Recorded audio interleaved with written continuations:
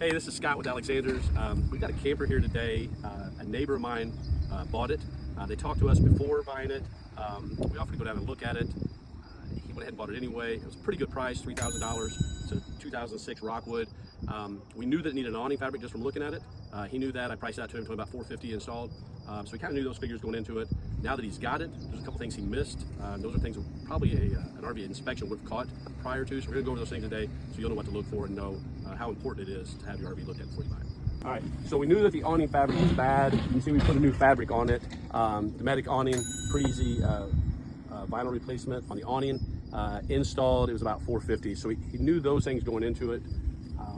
The other thing we'd mentioned to him were the tires and the bearings. He got lucky. The tires were still in good shape. They're about 4 years old. They recommend you replace them after 5 to 6 years. So he's got a couple more years left on the tires. The bearings need to be packed. The previous owner said they hadn't packed them in a while. That's going to run him about $150 to have all 4 of them packed, new seals put in. So we knew those things kind of going into it. So the jack on the front is one of the things that he didn't know about. The motor was locked up. The motor for the old jack wasn't available. So we had to put a new jack on it. The new jack was about $350. First time he took it out, he had a leak in this area.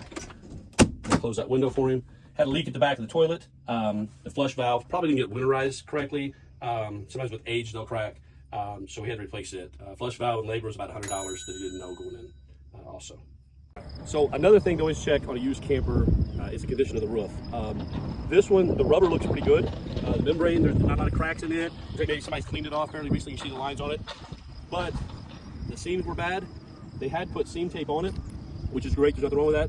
But a lot of times when people put seam tape on a camper, it's because they're trying to cover up a leak. They've got a leak. They're trying to keep it from leaking more. That was the case with this one. It's got a soft spot back here. Behind the AC, you can see where it holds a little bit of water right here. There's a soft spot there. But the bigger concern is up here at the front. This area right here is soft all the way through. You can see where it's kind of up right here and there. So the decking underneath has got wet. I think with us doing the seams, you're not getting any more water in, but with the wood already wet, it's going to dry rot inside. So it's going to be a situation where it's fine now, but it's only going to get worse. You're probably in a year, maybe a couple years, they're going to have to do a rubber roof replacement, and that can be a $4,000 to $5,000 job pretty easy. So on a $3,000 camper, that's a big chunk.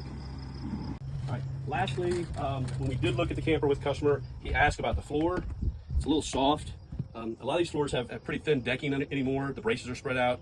So the part through here wasn't that concerning. From the entryway back to the bathroom, it felt kind of normal. The bad part is here. You can see there's a lot of give right there in the flooring. Typically, when you have a camper this age, it's almost 20 years old, and you see a new carpet, new runner, it's had a leak. That's a pretty good indication that there's been a problem here with the flooring. Most people don't replace flooring in campers unless they have to. So this one's definitely had some issues. They've tried to fix it, and it hadn't done a very good job. So that's a soft spot there, which is going to lead us to outside, and possibly where the water came in to start with. Front storage doors are really bad, not letting water in, and you can see right there, and even up in here, starting to come apart. So the water gets in there on top of the vinyl, kind of sets, rots out the subfloor, and then that works back into the bedroom area. So that's a big repair.